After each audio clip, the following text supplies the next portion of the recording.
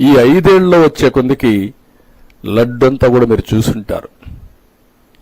Self life ఎక్కువ ఉండే లడ్డు ఈ మధ్యకాలంలో 3 రోజుల్లో చెడిపోవడం, చెడు వాసన రావడం, అదే మాదిరిగా గుమగుమలాడవలసినటువంటి ఆ లడ్డు ఆ షేపు కూడా కేవలంగా ఏదో పాసిపోయినట్టు లైట్ కలర్లో కనపడడం.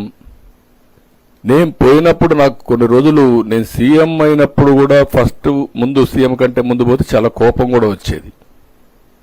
అది తినాలంటే చాలా బాధ వేసేది. ఏంటి ఇవన్నీ మారిగా అయిపోయినాయని. కానీ దిగమింగుకున్నా. నేనేమన్నా మాట్లాడితే కావాలని అక్కస్తో మాట్లాడుతున్నారని చెప్పి అంటారనే ఉద్దేశం దిగమింగుకొని గమనున్నాను. అలాంటిది మీరు చూస్తే ఇక్కడికి వచ్చినప్పుడు 4 ట్యాంకర్స్, అప్పటికే 4 ట్యాంకర్స్ వచ్చేసాయి, దాన్ని వాడారు. 4 ట్యాంకర్స్ వచ్చాయి. 4 ట్యాంకర్ చెప్పినా ఎనలేదు కాబట్టి అక్కడి నుంచి ఈయనకుండే అధికారం ఉపయోగించుకొని ఎన్డీడీబీ ల్యాబ్కు పంపించాడు.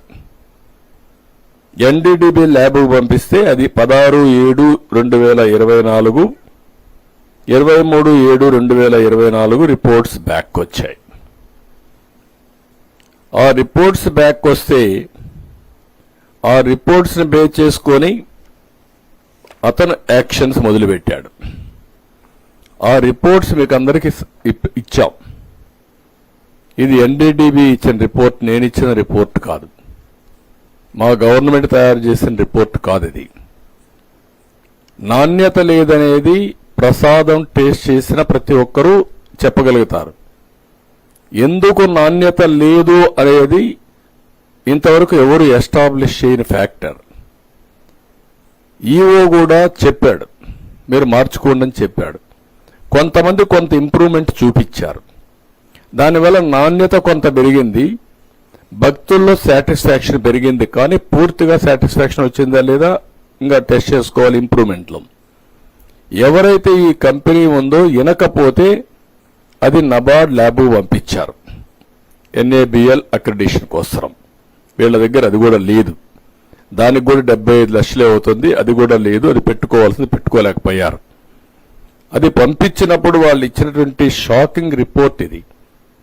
అందులో క్లియర్గా ఏదైతే ఇక్కడ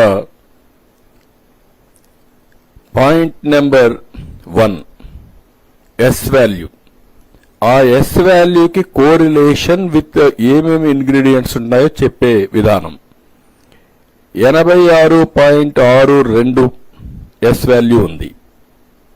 ఉండవలసింది 98.05 నుంచి 101.95 ఉండాలి. దీనికి కారణాలు ఏంటంటే soybean, sunflower, olive, rape seed, linseed, wheat germ, maize germ, cotton seed, fish oil. ఇవన్నీ ఏదైనా ఉండే అవకాశం ఉంది. నెంబర్ 3 2 కూడా ఉంది, అది చదవడం లేదు, 3 చదువుతున్నాను. నెంబర్ 3 22.43 ఎస్ వాల్యూ ఉంది. 95.90 నుంచి 104.10 ఉండాలి. ఇది రావడానికి కారణం ఏంటంటే పామ్ ఆయిల్, బీఫ్ టాలో, ఈ 2 కారణం. నెంబర్ 4 ఇది ఎస్ వాల్యూ 117.42 ఉండాలి. 97.96 నుంచి 102.04 ఉంది. దీనికి కారణం లార్డ్, LARD అంటే పంది కొవ్వు. ఇవి క్లియర్గా ఈ రిపోర్ట్ ఇచ్చారు. దానికి ఆ రిపోర్ట్ ఇచ్చి మిగిలిన జస్టిఫికేషన్స్ అన్నీ కూడా ఏవైతే ఉన్నాయో అవన్నీ చెప్పారు. ఇక్కడికి వచ్చినప్పుడు ఇది చూసిన తర్వాత ఈఓ గారు సిన్సియర్గా వాళ్ళకి మెమోలు ఇచ్చాడు. 22/7/2024 మెమో ఇచ్చారు, 23 ఇచ్చాడు, 27 ఇచ్చాడు. వాళ్ళకు రిప్లై ఇచ్చారు, మళ్ళా సెకండ్ మళ్ళా పంపించాడు.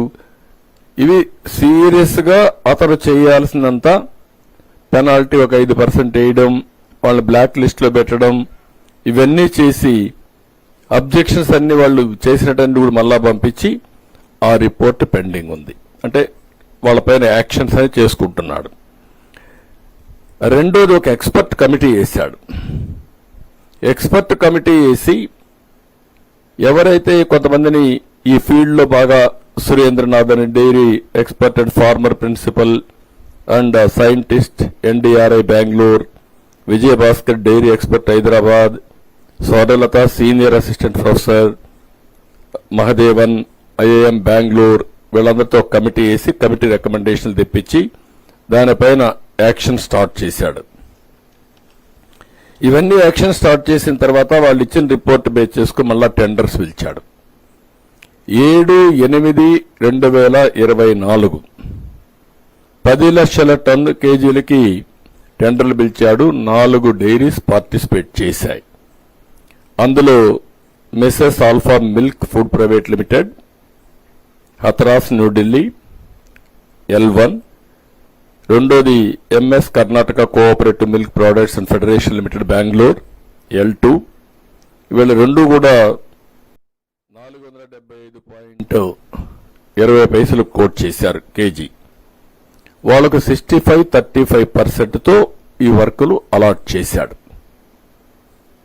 ఇప్పుడు అది ఫోర్స్ లో ఉంది.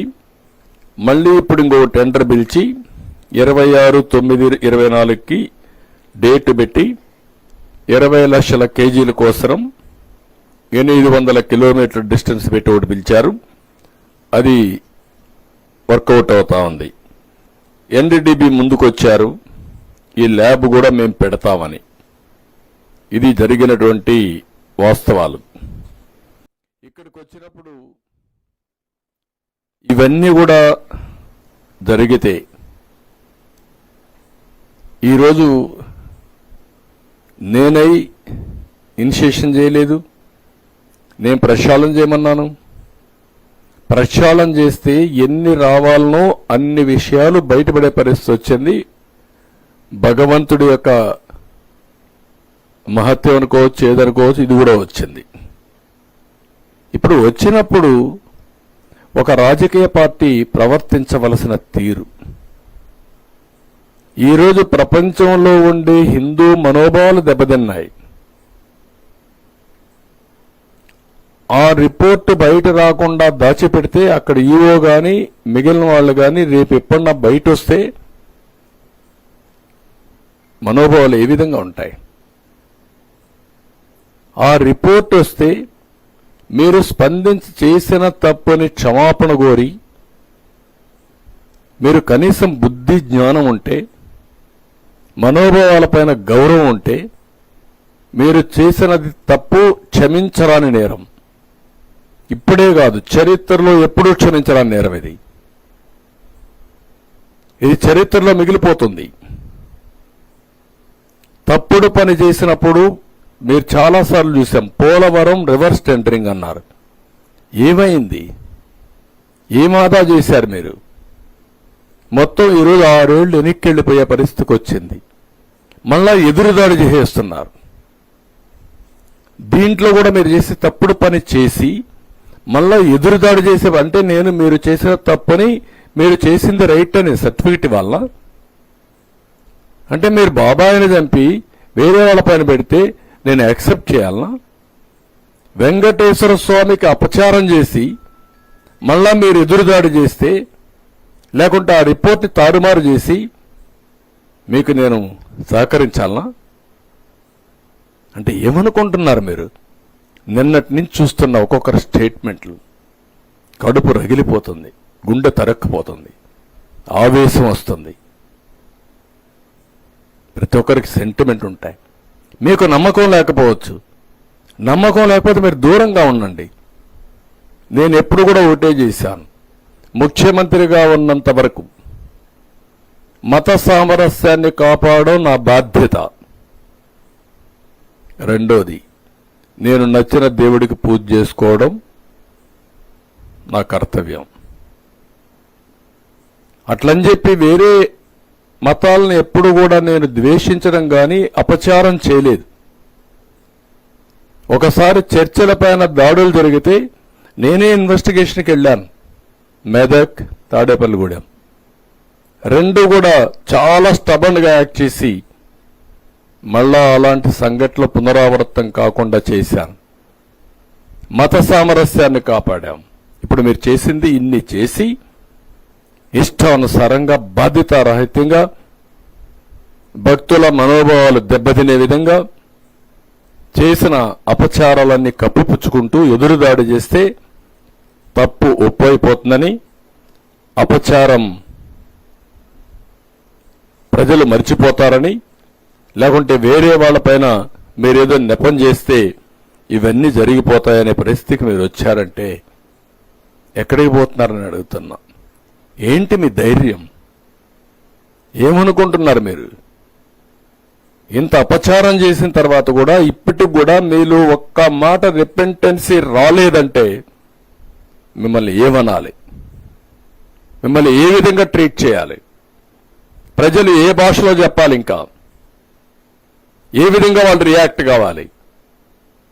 ఇప్పటికే మనోభావాలన్నీ దెబ్బతిని ఒక్కొక్కరు ఎమోషన్లు కుంగిపోయే పరిస్థితికి వచ్చారు. నిన్న పవన్ కళ్యాణ్ గారు కూడా ఈరోజు ఏది జరిగిన అపచారానికి ఆయన ప్రాయశ్చిత్త యజ్ఞం చేసే పరిస్థితికి వచ్చాడు. ఎవరి పాటికి వాళ్ళు ఏంటి జరిగింది, ఏంటి అన్యాయం అంటే మళ్ళా నువ్వు ఎక్కిలు చేస్తున్నావు అంటే నీకు ఎవడిచ్చాడు ఈ అధికారం ఈ రాష్ట్రంలో? అసలు మీద మనిషి పుట్టుకని అడుగుతున్నా. మీ ప్రవర్తన చూస్తే ఏదన్నా లెక్కలేదా మీకు? ఏదంటే చేస్తారా? ఏదంటే చేస్తే మేము సపోర్ట్ చేయాలన్నా మిమ్మల్ని? నేను ఎన్నోసార్లు మీకు కూడా చెప్పాను, ప్రజలకందరికీ చెప్పాను, ఎన్నోసార్లు చెప్పాను. ఒక వ్యక్తి నేరస్తుడు, అందులో కూడా కరుడు గట్టిన నేరస్తుడు, రాజకీయ ముసుగులో ప్రజల్ని మోసం చేయడం కోసం వచ్చినప్పుడు ఒక పేపర్ పెట్టుకొని, ఒక టీవీ పెట్టుకొని విషాన్ని జింపుతూ అబద్ధాల్ని సత్యాలను చేయాలని ప్రయత్నం చేసే పరిస్థితి వచ్చినప్పుడు చాలా ప్రమాదం ఉంటుంది.